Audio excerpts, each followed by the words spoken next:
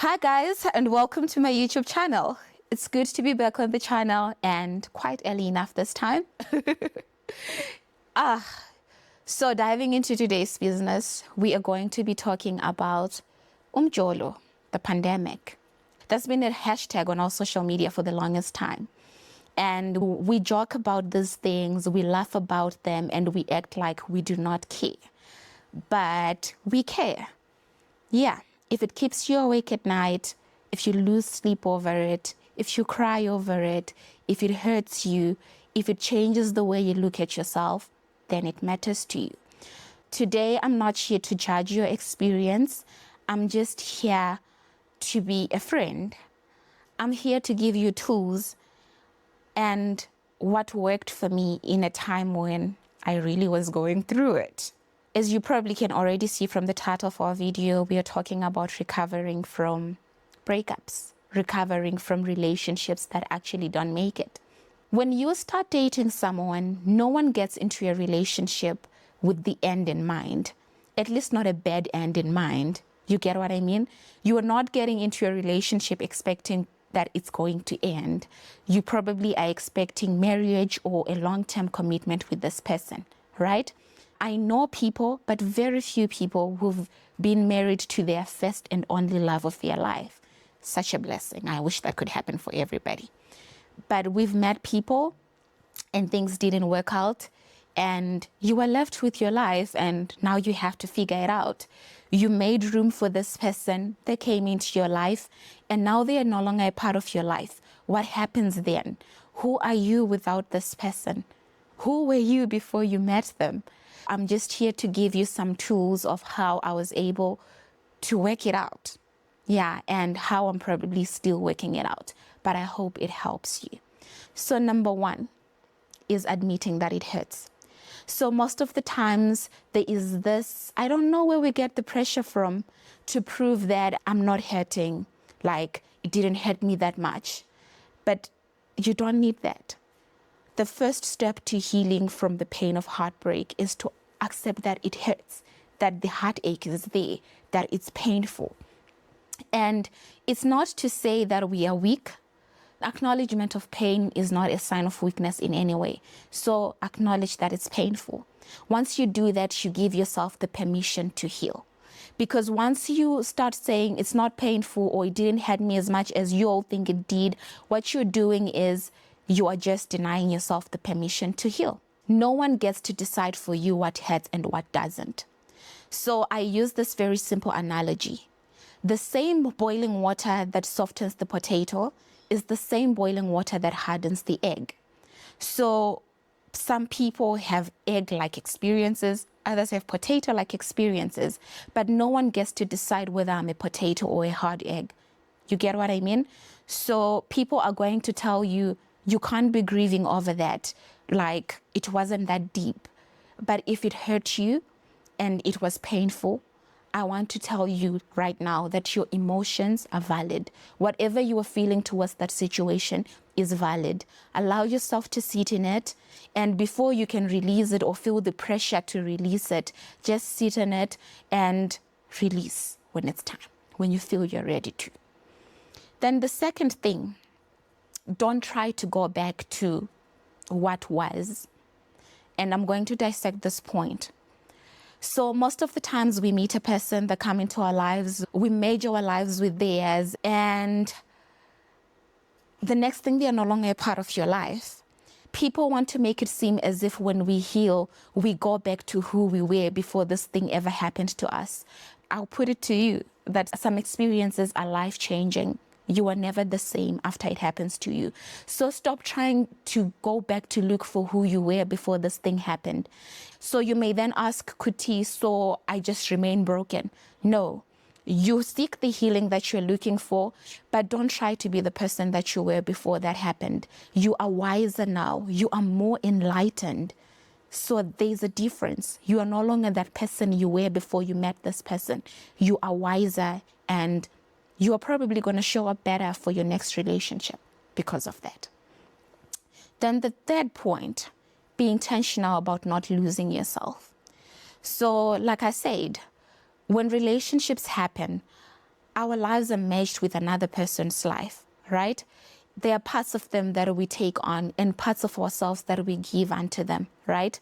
And I don't still remember who it was, but they said a beautiful thing. They said relationships are about establishing a dance between how do I hold on to myself without losing hold of you, and how do I keep a hold of you without losing a hold of myself.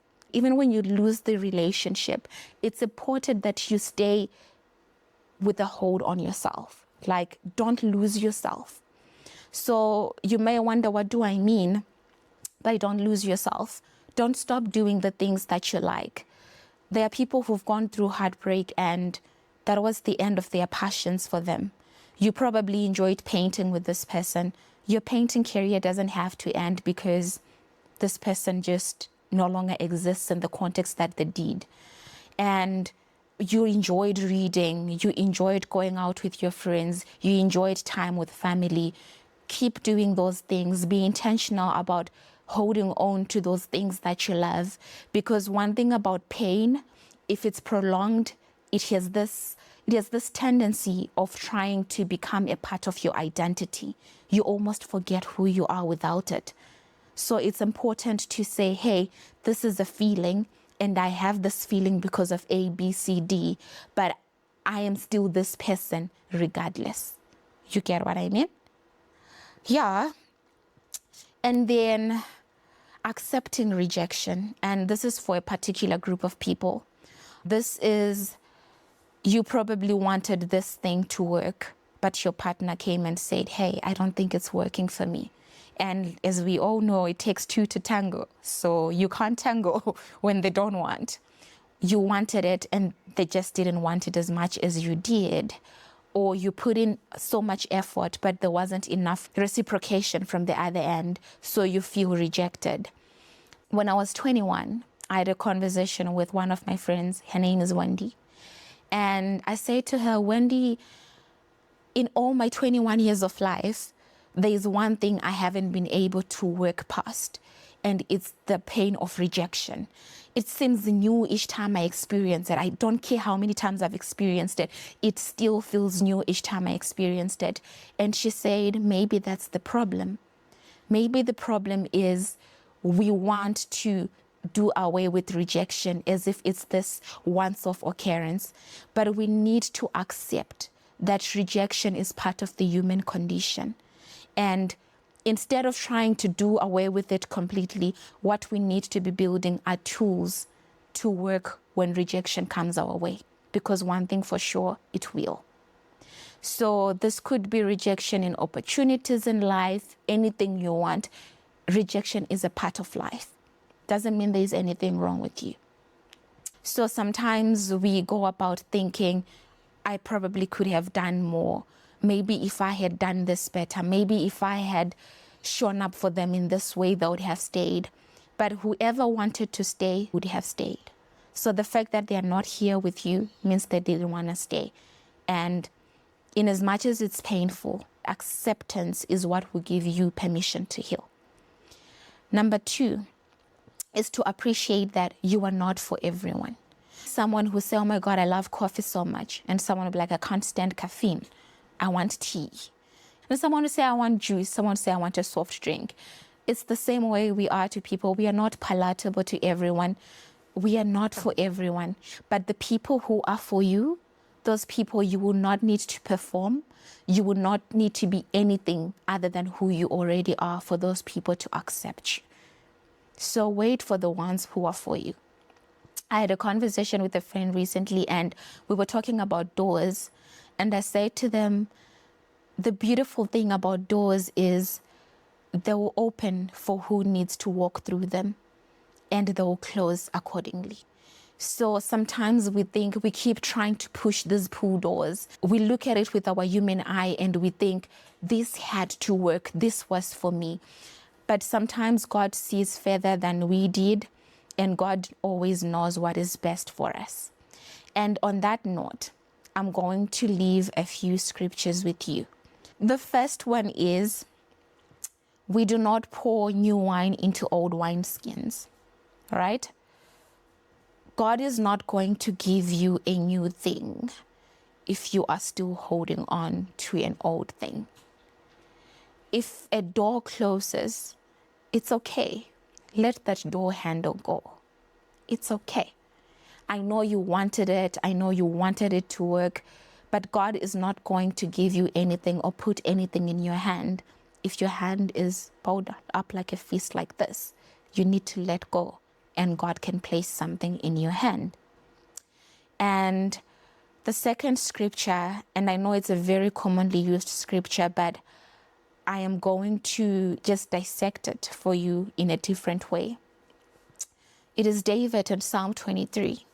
He says, He restores my soul, right? What is your soul? Your soul is your mind, your will, and your emotions.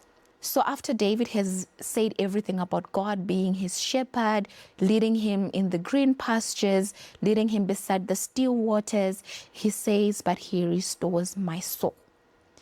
And restoring your soul speaks to God restores your mindset. God restores what you think about yourself. God restores what you think about others. And he refreshes you. Because one thing about heartbreak is going to break you. You're going to be tired. But God refreshes your soul. So that's the second scripture I wanted to share with you. And the absolute last one is the story of Saul and Samuel. So Saul was the king that the people picked and that God picked for the nation of Israel. And the Lord was not happy with him. And God says to Samuel, and Samuel grieves because he was the prophet over the nation of Israel. He grieves for Saul, and he says he probably couldn't see any other person worthy of being a king.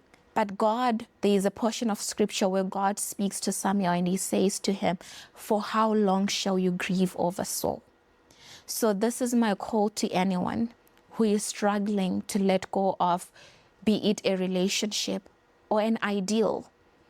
And here's what I mean by an ideal. You probably never got a chance to explore what it would have been like to be with this person, but you are still holding on to it. You are still thinking maybe one day they would knock on the door of your life and realize, oh my God, you would have been the best thing to happen to me. But that's not happening, right? So you need to let go. And in letting go, you need to understand that grieving, there is a time for everything. You can't grieve forever. You can't cry forever.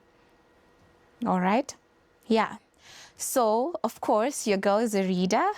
And there's this book by Brianna Wiest. It's titled, When You Are Ready, This Is How You Heal. It has been one of the most life-changing tools for me. I would recommend for anyone who's trying to heal from anything. It could be romantic heartbreak. It could just be healing from other things that have nothing to do with romance. Really, you need this book. It's a good one. And I'm just going to read out, I think, 3 portions that stood out for me, and I felt I should share them with you before I end this video. So the first one is, love is a free-flowing thing. If someone does not give it effortlessly, it is not worth pursuing. If you have gotten to the point where you are so desperate for the presence of someone who has shown you that they do not care, eventually you have to ask yourself what they are doing for you that you cannot do for yourself. Because sometimes we hold on so much to people because we think of the gap that they're going to leave in our lives if we let them go. But how much are they doing for you that you can't do for yourself? Is it emotional reinforcement that you need? You have family, you have friends. There will always be someone. It doesn't necessarily have to be that person. Then the second portion, oh my God, where do I find it? All right, it's this part. It says, there is no one additional thing you must do to convince those who are meant to love you that they should stick around. Connection is a self-evident thing if you're seeking it with those who want to offer it in return. So this is simply about where are you placing your energy. Sometimes we place so much energy thinking that if I do so much, then at some point they'll reciprocate. No, there is nothing you will ever do that will ever be enough for someone who doesn't want to be with you. Then the last thing that I also read here, this is about grief. The last thing is you start to let go the day you take one step toward building a new life, and then let yourself lay and stare at the ceiling and cry for as many hours as you need. So maybe this video has convicted you that maybe this is the time for you to let go, to make that big decision, to finally free yourself. It's not going to exempt you from the pain. I always tell people this, that you not feeling pain is not the sign that you're making the right decision. Sometimes the right decisions are painful, but even if they are, they have to be made. So if today you are making that brave decision, I'm going to give it to you right now. You are going to cry. It's going to hurt you. It's going to be painful, but it's going to be absolutely worth it. And like I said at the beginning of this video, no one gets to decide how long you grieve, and no one gets to decide what hurts and what doesn't. I hope with my 2 cents on relationships, you were able to gain something. And I hope that life meets you at your point of need, and that life gives you that person, that opportunity you've been working so hard for, that you've been desiring so much. I believe we have been given love to pour into others, and similarly, there are people who are meant to pour into us. So I pray you find your people. Love you all.